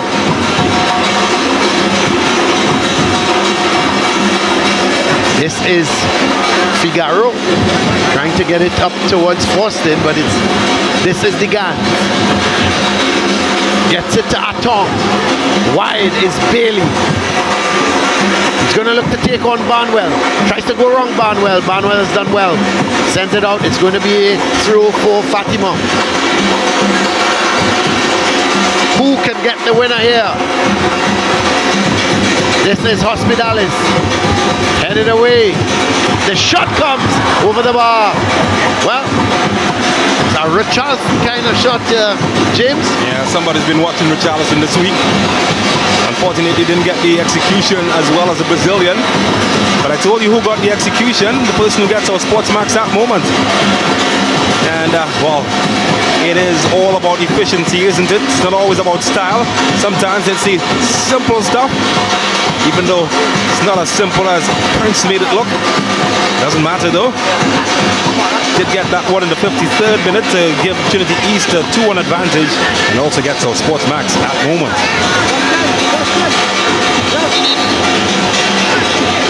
We are running out of time here for a winner. We see a substitution for Fatima. It looks like Alcantara is coming off. And and Collier is the man coming in.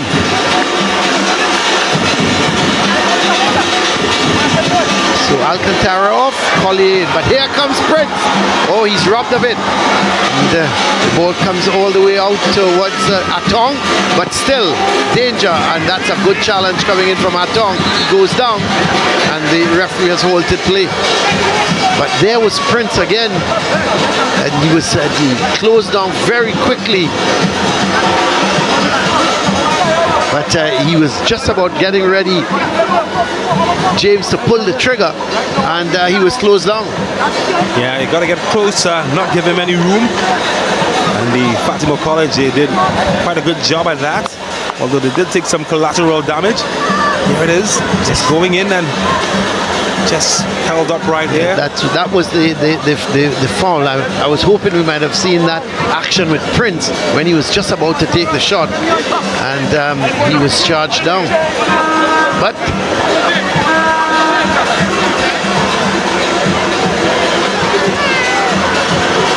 there is the ball returned.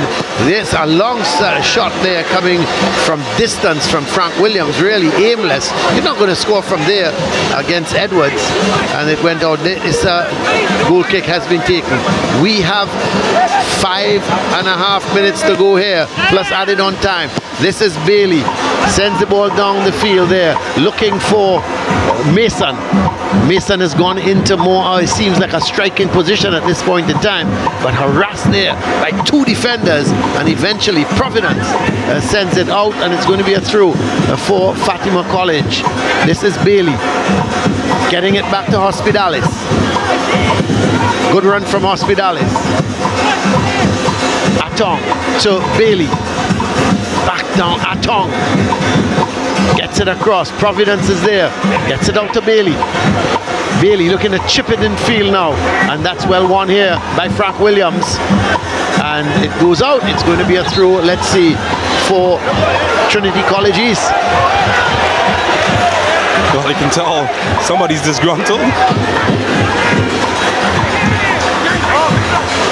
Frank Williams needs to get it out. There are 3-4 Fatima players around him. Goes back to Hospitalis. This is Digans. So Collier, sorry, the man who's come on substitute, gets it to Digans. Now Collier gets it over onto that far side to Nunes. Back to Collier. This is Hospitalis. Coming forward is Williams. Looks for Bailey. That's not a bad ball. Bailey takes it down nicely. Starts to go in field with it, but plays it towards Atong. Atong plays it to Bailey. That's too hard, and it's going to be a goal kick for Trinity College East. Yeah, Bailey's really come alive in the last 5 minutes or so. The skipper usually comes alive in moments like these, and well, turning up the pressure at the moment on Trinity East.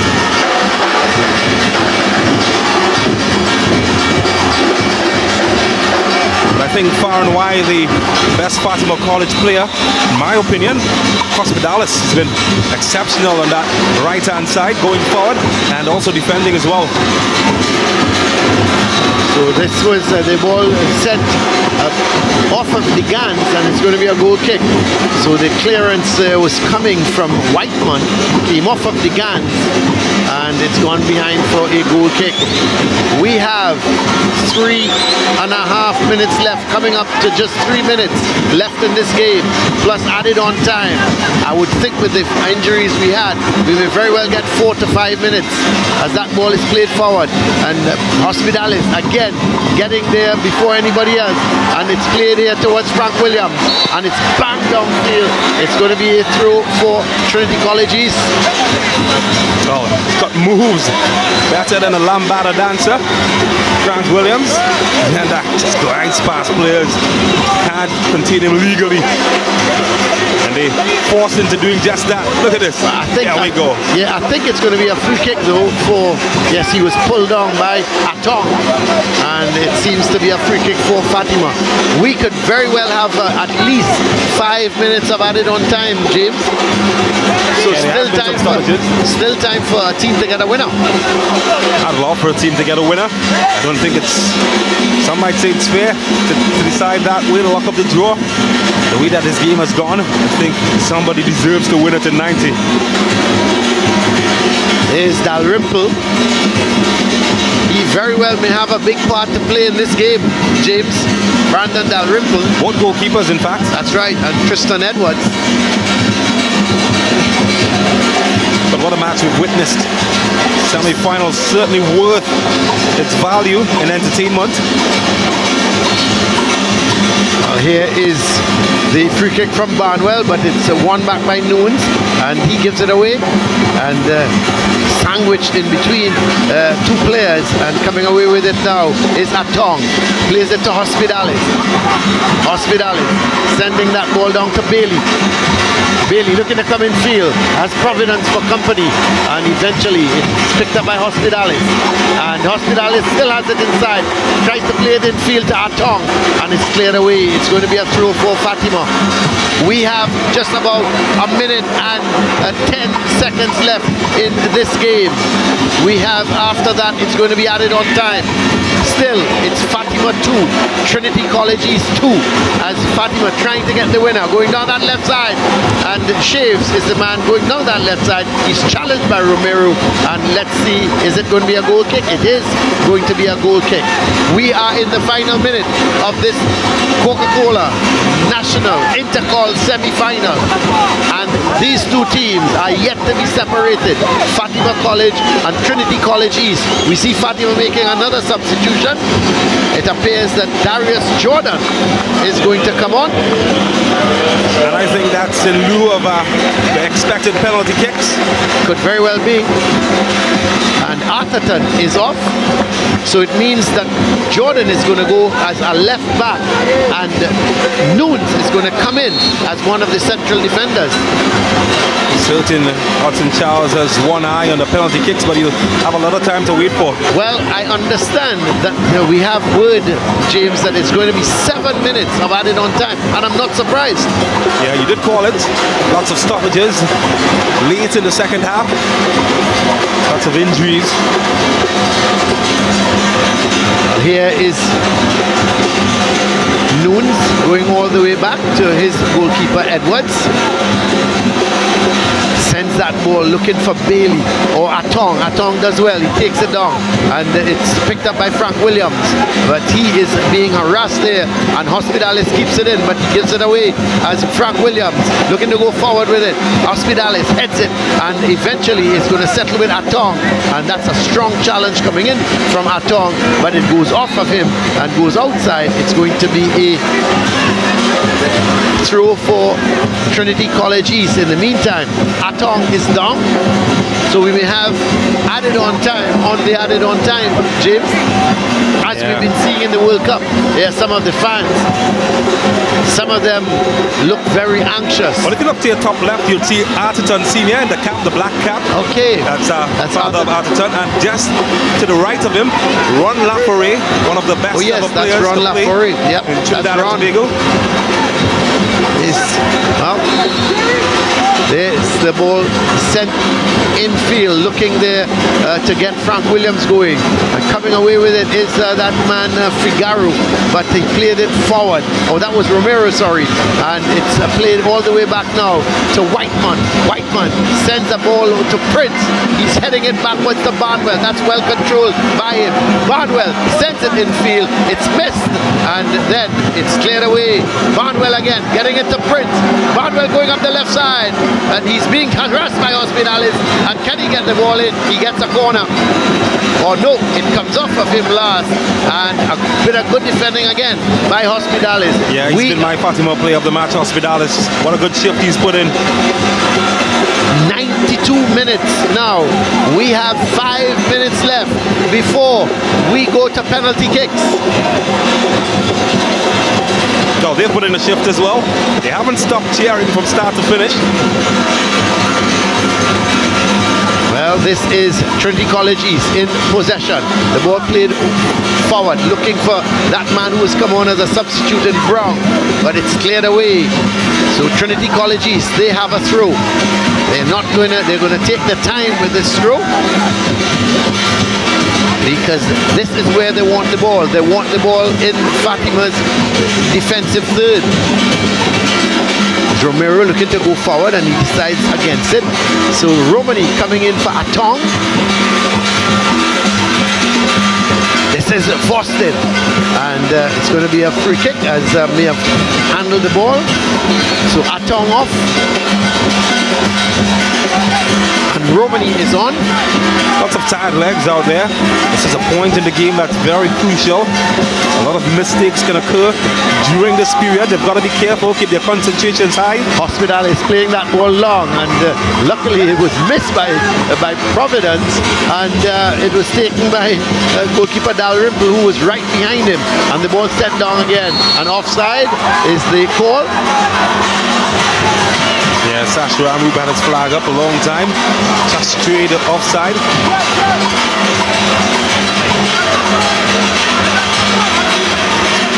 So we have a lot of tired-looking players.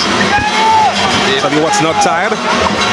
Viewing the Hazley Crawford Stadium, the iconic venue here, named after the first Olympic gold medalist for Trinidad and Tobago, Hazley Crawford, the sprinter. So, we have just completed 4 minutes of added on time. Still, who can get the winner? As Frank Williams is not going to keep this in, it's going to be a throw for Fatima. Hospitales sends Bailey away. That's Mason. Still Mason, and he's brought down by Barnwell. No, says the referee, or let's see, no. So the ball is being played up their left side, and Prince can't keep it in. It's going to be a throw for Fatima. So Barnwell, the crowd didn't like it, but they felt that Barnwell had taken down Mason. First glance, it did look like he did catch piece of the man, but Cecile Hines, she was closer. She was on spot. Here is Hospitalis. Oh, he loses out, he slips. This is Prince. Sends it for Foston. This could be danger. Nunes is with him. Still Foston, and he's just overrun it. That's good defending by Nunes, because you could see him really running with Foston, and sort of just gave him a little nudge, to let him know, hey, I'm with you. And Foston just couldn't get control of that ball. But every time that ball is played up the line there or inside to Foston, who's making a run, you have to think it's danger. Here's more danger for Fatima College, and the ball comes off of the defender and goes into the safe hands of Edwards. We have 2.5 minutes left of added on time. This is coming away with it again. Let's see. And that's a good run, and he's brought down. No, he falls on his own. That is, it looks to be Kroll. He's been a pretty good defensive midfielder. Really, he's come forward, Kroll, but when he does come forward, it's very telling. But this is Hospitalis going down that right side again. Hospitalis, he continues to go forward. Hospitalis going to the byline, and that's a last-ditch tackle coming in from Barnwell, and it's going to be a right-sided corner. But what a good run again from Hospitalis, James. Well, energy prices have gone up, but his energy has skyrocketed. Hospitalis, even 90 plus 6 minutes, and he can still find the energy from somewhere. What a performance from this man. We are in the final 30 seconds. Could this be the last chance here for Fatima? The corner comes. It's headed away. Collier plays it out to his left, and going down that left side now, a centered field. It's going to be another corner. So Fatima are pressing now for the winner. Well, they've got a great opportunity, don't they? Fatima College, a dead ball, chance to pile bodies forward. Do they send numbers forward looking for that last gasp winner? Do they hold out and try to get something with what they've got and hope for penalties? We have played the 7 minutes. Collier is going to take the corner, the left-sided corner. He's playing it short, and this is Romani. He loses out, and let's see what they're going to do. They're going to try to play this ball long. So what's Fostin? He's got Loons on his back, and Fostin is got surrounded by 3-4 Fatima players and looks to get Prince away, but Williams bangs it away. Well, look at Fostin. He was surrounded, James, by 3-4 players, but he kept his cool and was trying to get Prince away. I read about heroes like him in Greek mythology, but I'm seeing one in real life. Fostin looked like Hercules there. Well, here is the throw. We have played over 7 minutes now. We are about to go into 8 minutes of added on time. The ball is in the center circle. Played down the far side. Shaves is making that run. Is he going to try and get it across? He lets it to come in. This is Shaves, and it's cleared away over the bar. Yet another corner for Fatima. They are turning on the pipes here. Can they get the winner? Well, I'm feeling a throbbing in my palms right now, and that's because my heart is in my hand, just as every supporter around the ground, every time the ball goes to any end of the field. So here is the corner. It's going to be taken this time. It looks like, is it Collier again? Seems to be. We are a minute and a half over the added on time. It comes in, and the header goes just wide. Well, Dalrymple missed it. It went wide, and it's going to be a goal kick. Or no, it's going to be another corner. So it took a deflection, James. We are coming up to 2 minutes added on time of the added on time. I tell you what, my fingernails are gone. They're all gone. I chewed them all away. It's 99 minutes now. This is 9 minutes so far of added on time. The corner. It's going to be a right-sided corner with the left foot curled towards the far post, and it comes off of the defender, and it's cleared upfield. And the referee, Cecile Hines, has said this game could have gone on another 20 minutes, James. It's been that much entertainment. Well, certainly for the fans, but for the players, they're exhausted. 99 minutes of football, they've given it their all.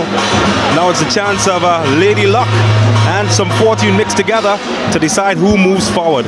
Yes, it's come down to penalty kicks to decide who meets St. Benedict's College in the Coca-Cola National Intercol final. It has come down to penalty kicks in semi-final number 2. It's almost cruel to ask these boys to do any more and to choose who wins or who loses from the spot. But that's the nature of the beast, and that's what it has come down to. Well, who is going to be the hero? Is it going to be Dalrymple? Is it going to be Edwards? Or is it going to be Fostin or Shaves? That's right.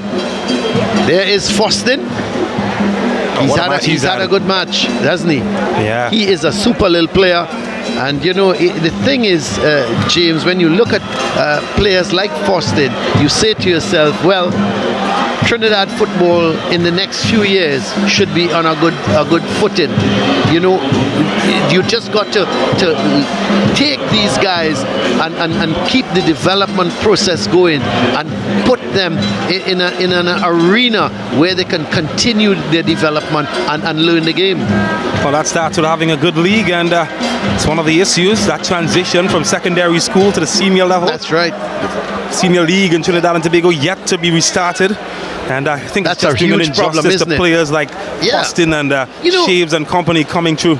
You're raising my blood pressure, James, because, you know, they had the Ascension League. The secondary schools, it's full in progress. And yet, the top level in this country can't happen. But let's have a look at the highlights, James. And it started with young stars like Fostin, who got the heart ticking early. And of course, the eyes watering as he slashed that one across the goal.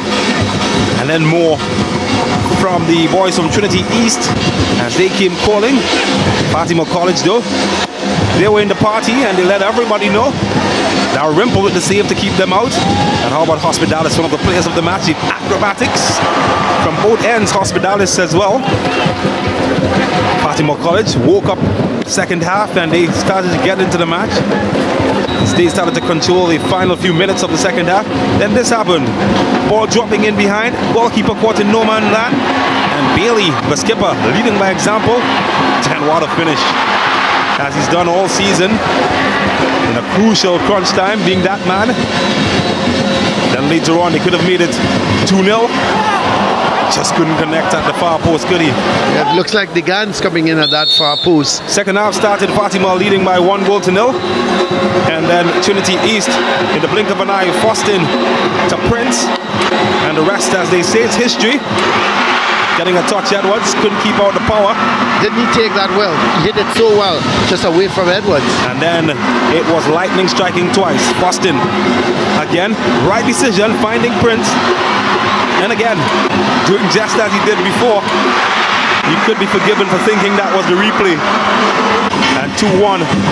Until that happened, a bit of misfortune, getting a bit of hands on it. Cecile Hines says, yep, she saw it up close and personal. And Williams with a close finish. That brought the game back to 2 apiece. That almost took everybody's breath away. And St. Augustine almost barged it home. Hospitalis tried for one last hurrah. And a bit of unorthodox goalkeeping kept it out. Hospitalis again would be a nuisance on the right side. Acrobatics. And just not the execution. 2-2 it ended. And it means that this game will be decided by penalty kicks. Let's have a look at the stats. 15 shots for Fatima as opposed to 7 for Trinity College East. 8 from Fatima College were on target. Just the 2 from Trinity College East were on target. And we know where those went, into the back of the net. 12 fouls to 8. 12 from Trinity College, 8 from Fatima. There was 1 yellow card dished out to Fatima College. No reds. The offsides were 1 apiece. 15 corners for Fatima as opposed to 1 from Trinity College East. And let's have a look at the saves. 6 saves from Dalrymple in the Trinity College East goal. And the possessions pretty much nearly equal, 55% as opposed to 45%. But we're getting ready, James, for penalty kicks. Yeah, it's the flip of a coin, lady luck, or you make your own destiny. Well, these boys certainly have destiny in their minds. Trinity College East, Fatima College have been to one final before, and I think that they feel that they have rite of passage to get another one. 1 hurdle standing between them, and that's kicks from 11 yards out. Kicks from the penalty spot, and it appears that Fatima. No, it appears that Trinity College East are going to kick first because Edwards, he has planted himself in the goal and Dalrymple is walking off to the side. And let's see, the first kicker looks to be Kroll.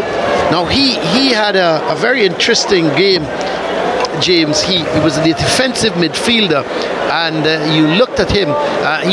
He was very efficient in the game without being spectacular. He did what he had to do, and now they're calling on him to score a penalty. So here's Kroll against Edwards.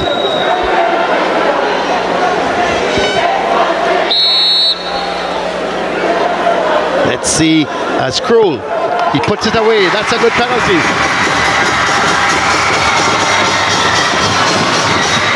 Well, what a cool finish from the 16-year-old Kroll, Dexter Kroll. Sent Edwards the wrong direction and did the job early for Trinity East. That's exactly what they needed. And what a start from him and Trinity East. Now it appears that Jaden Williams, now he kicked a penalty in the game. He scored the penalty for Fatima. He went to the right. Dalrymple dived to his left. That's the question now. Is he going to go to the right again? Or is he going to change direction and is Dalrymple going to read it? Let's have a look. Jaden Williams against Brandon Dalrymple. Here is Williams. He's banged it. He's gone in the same way, but this time he banged it. And Dalrymple couldn't hold on. He dived the correct way. He may have just got a glove onto it, James, but it was powerfully struck. Yeah, how do you stop a rocket? Well, with a missile defense or nothing. Didn't have a missile defense, so it ended up in the back of the net. That was hit with a lot of power by Williams. Goalkeeper guessed correctly. but just couldn't stop it. It was too hot to handle, and that has put the game back level. Well, it looks like, is this Figaro? It could very well be Figaro.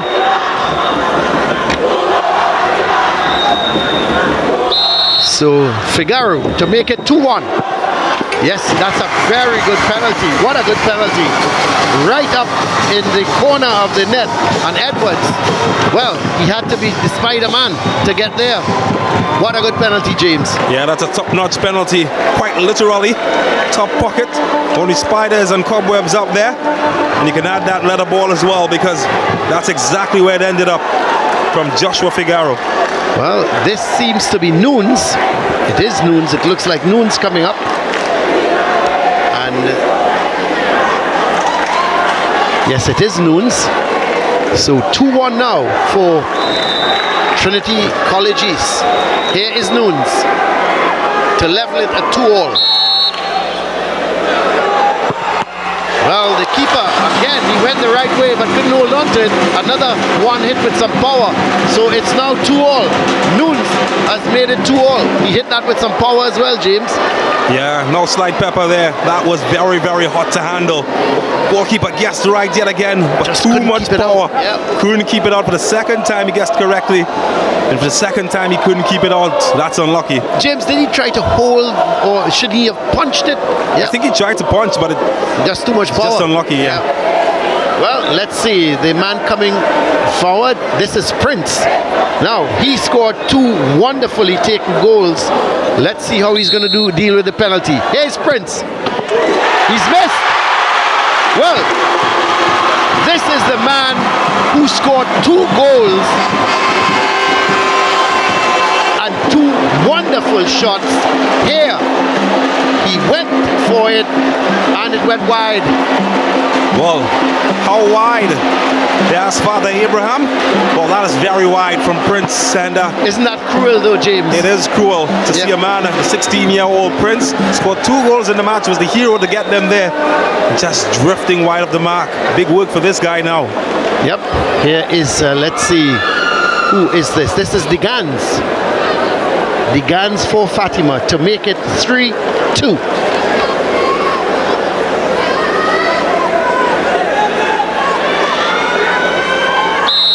The referee blows. Here's the Gans. He scores. Fatima now lead by 3-2.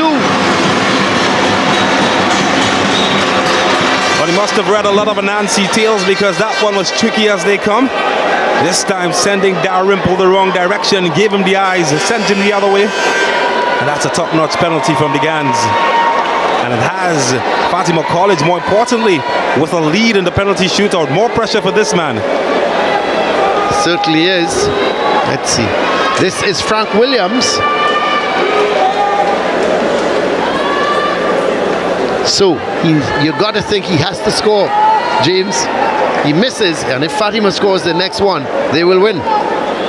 So he's got to score to keep the pressure on the Fatima College kickers. Here is Frank Williams up against Edwards. It's saved! It had no power in it, and Edwards just dived to his left. He came up big. Changed his corner. He meant to go to the right side and just feel that Boston should have been the man stepping up. Instead it was Frank Williams in a crucial area. Tried to change his angle, his corner at the last moment. And that's the thing, you don't get power when you do that. The way he was lined up, he was set to go down to the keeper's right. Changed his corner, and a very good save. And is Boston going to rule the fact that he was not the man to step up the kick? Well, Edwards is going to kick, and if he scores here, that's it. It'll be 4-2 for Fatima. Here's Edwards. He bangs it in the net, and that's it. Fatima College are into the final. The Coca-Cola National Intercol final. And whoa! Fatima College, they are dancing. But I tell you what, they know they have been in a game. And what a game we've had here.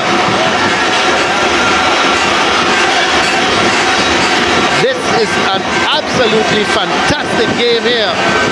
And at the end of it, Fatima College winning on penalty kicks by 4-2.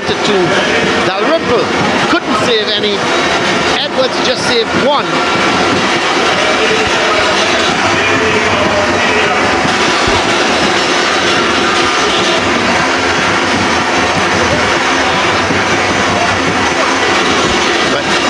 But here are the fans. They are overjoyed, absolutely overjoyed by what has been happening here. But you have to really, your heart goes out to Trinity College East.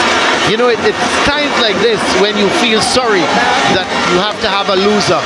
But the game says that somebody has to win, somebody has to lose.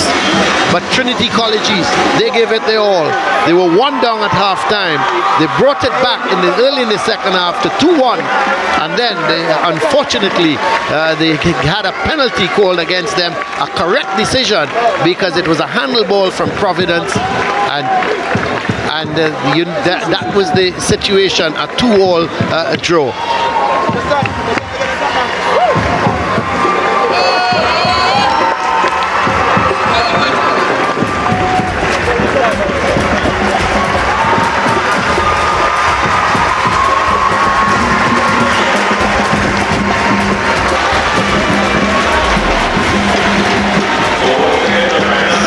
So let's go down to Siobhan. She's got the man of the match with her.